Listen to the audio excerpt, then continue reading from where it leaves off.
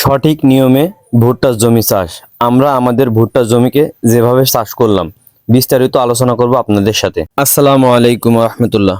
প্রিয় কৃষিপ্রেমী ভাই বোন বন্ধুরা, কেমন আছেন সবাই? এখন নভেম্বর মাসের মধ্যবর্তী সময় চলতেছে। এখন ভুট্টা লাগানোর জন্য উপযুক্ত সময়। 15ই অক্টোবরের পর থেকে নভেম্বরের শেষ পর্যন্ত খরিফ মৌসুমের ভুট্টা লাগানোর উপযুক্ত সময়। নাবি ভুট্টা লাগানোর ক্ষেত্রে ডিসেম্বরের মধ্যবর্তী সময় পর্যন্ত এই ভুট্টা লাগানো যায়। ভুট্টা লাগানোর জন্য জমি প্রস্তুত। ভুট্টা লাগানোর ক্ষেত্রে জমি অবশ্যই ভালোভাবে কর্ষণ বা সার দিতে হবে। আমরা আমাদের জমি বা ভুঁই যেভাবে চাষ করলাম, আমরা প্রথমে আপনার ট্রাক্টরের ফাল দিয়ে আড়াআড়ি 2টা চাষ দিয়েছি।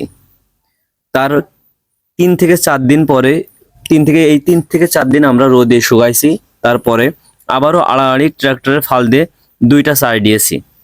এই 4টা চাষ দেওয়া হলো।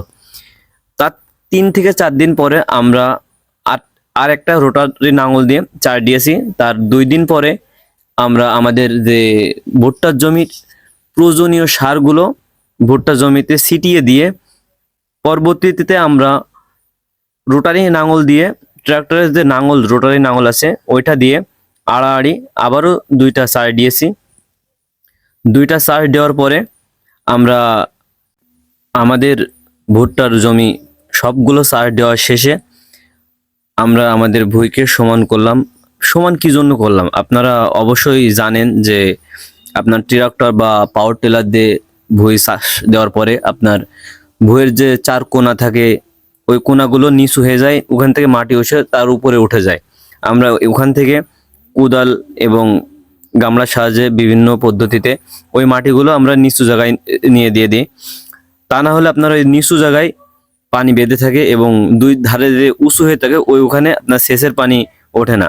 আর নিচু জায়গায় যখন অতিরিক্ত পানি জমে থাকবে সেক্ষেত্রে আপনার যে কোনো ফসল নষ্ট হয়ে যাওয়া বা পচে যাওয়ার সম্ভাবনা থাকে।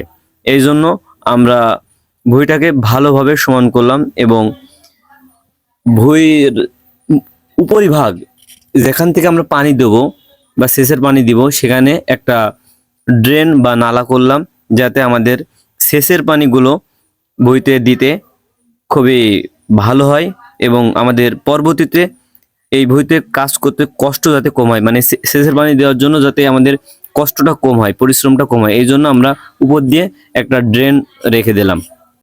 সর্বশেষ আমরা গরু দিয়ে মই বা বাসই, যেটা আপনারা বিভিন্ন নামে বিভিন্নভাবে চিনে থাকেন, আমরা গরুর মই বা বাসই দিলাম যাতে ভুঁইটা পুরোপুরি লেভেল বা সমান হয়ে যাক।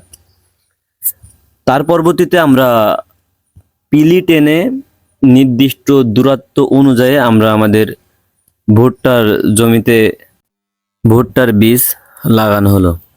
ধন্যবাদ আপনাদেরকে আমাদের সাথে থাকার জন্য। আর পরবর্তীতে এমন সুন্দর সুন্দর ভিডিও পেতে অবশ্যই আমাদের পেজটি ফলো দিয়ে রাখবেন এবং ইউটিউব থেকে দেখলে অবশ্যই ইউটিউব চ্যানেলটি সাবস্ক্রাইব করে দেবেন।